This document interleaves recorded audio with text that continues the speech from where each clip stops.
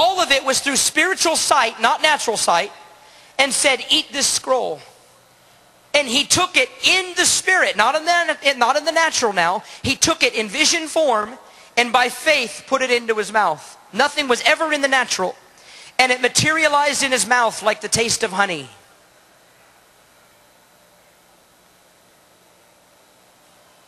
Jesus synchronized heaven and earth the same way.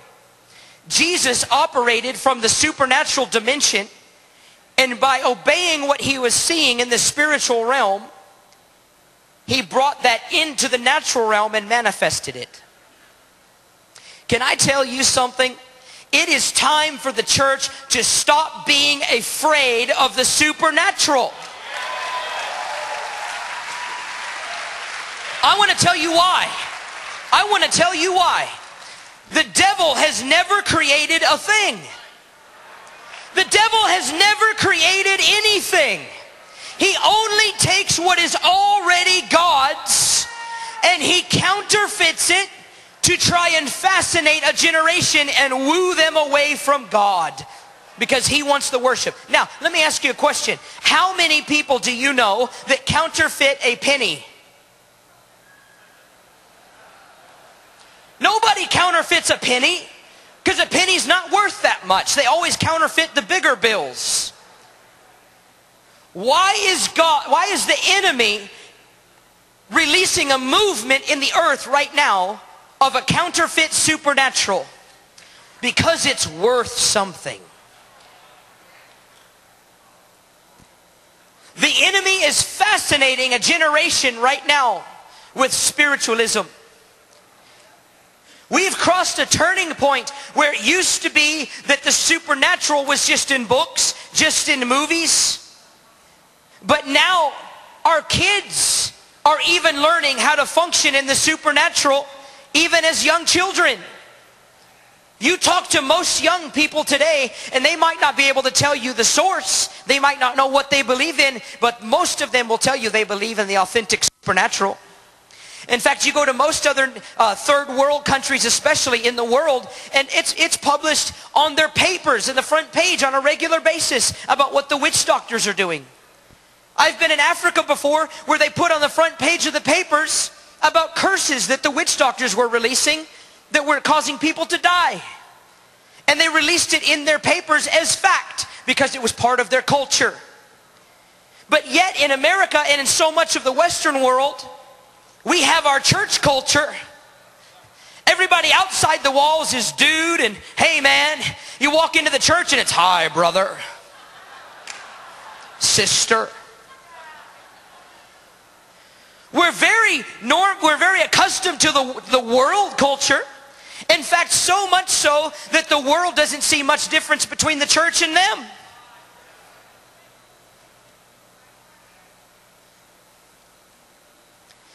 There are people on television right now that are beginning to operate in incredible supernatural power. All over the world, they're on television. And they're saying, yes, some of the stuff I do is magic tricks, but other things that I'm doing are supernatural acts. And what they're saying is this: when I operate from a supernatural dimension, I can bend and or break natural laws. Now, before you get all wigged out on me, Jesus did it. Did Jesus not walk on water? An angry mob was about to throw Jesus off of a cliff. An angry mob has a hold of Jesus. You don't get away from an angry mob. And then all of a sudden it says Jesus just passes through them. He spoke to a fig tree and cursed it. He had effect and influence over the weather patterns. Why? Because he was operating from a supernatural plane, from a supernatural dimension. And the enemy is raising up an army in the earth right now that is operating in the supernatural. And I began to get really frustrated, and I began to go to the Lord and ask the Lord, why is this? That it seems like the inheritance of the church to operate in such supernatural power that we bring glory to Jesus is not in the church, But counterfeit demonic power is operating all throughout the world at such extreme levels, even on network television around the world.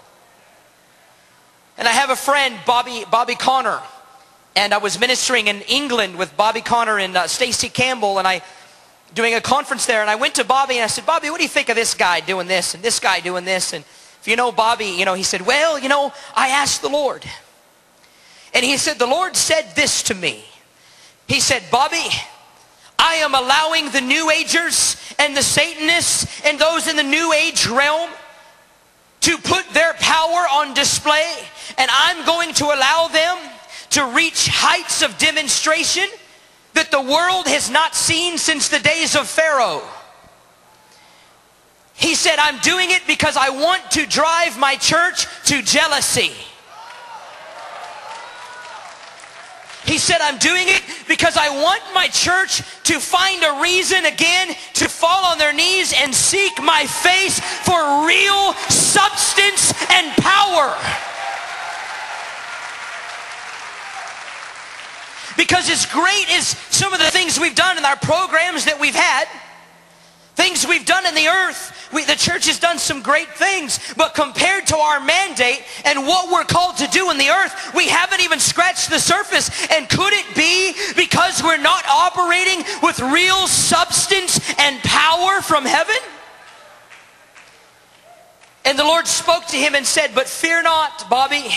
He said, right now, in this hour, I am raising up a generation, my body in the earth, that will move in power to such a degree that they will trump everything the enemy is doing or has done.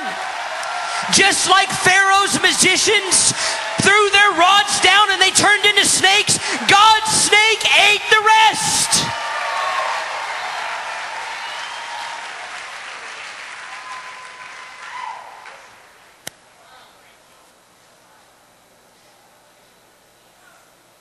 God's original mandate through Adam from the very beginning was on earth as it is in heaven.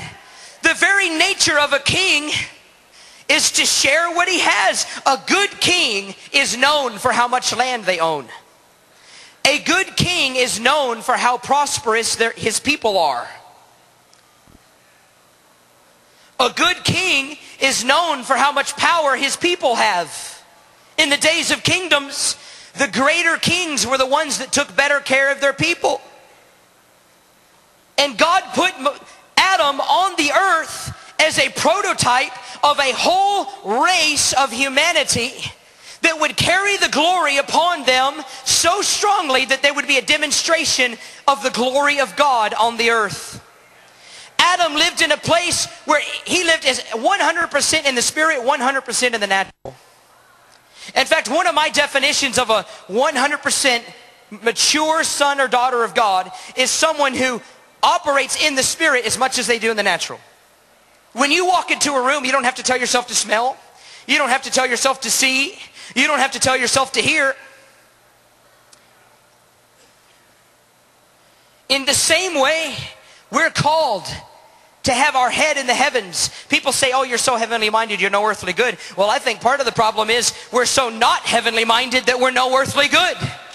In fact, doesn't the Bible say that we're all going to grow up into Him, into the head?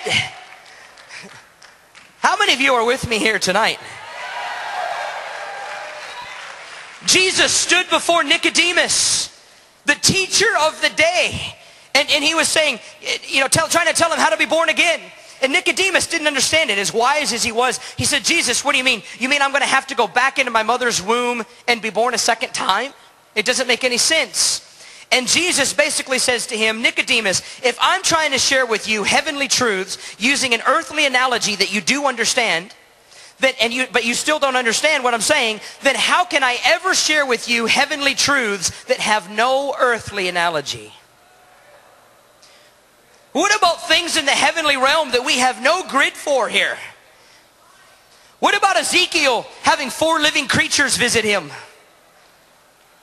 An eagle, an ox, a man, a lion, and the 4 living creatures, the faces.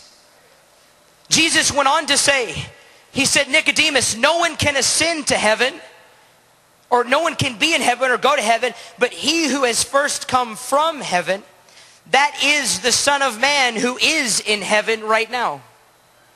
John chapter 3. And he was sharing with Nicodemus that even though he was standing on the earth in front of Nicodemus, he was also in heavenly places. Right then in that moment. Then he went on in John 5 and said, listen, the secret to my power is that I do nothing but what I see my Father doing in heaven. I say nothing but what I hear my Father saying in heaven. How does a person come down from the mountain with thousands of people there and pick their disciples out by name? He was a man who lived in the heavens. You need to understand, when Adam fell, there was no perfect prototype on the earth anymore. It says in Genesis 5 that Adam bore a son in his image after the fall. And all of humanity, we can say that we're all separate, but all of humanity was part of that family tree.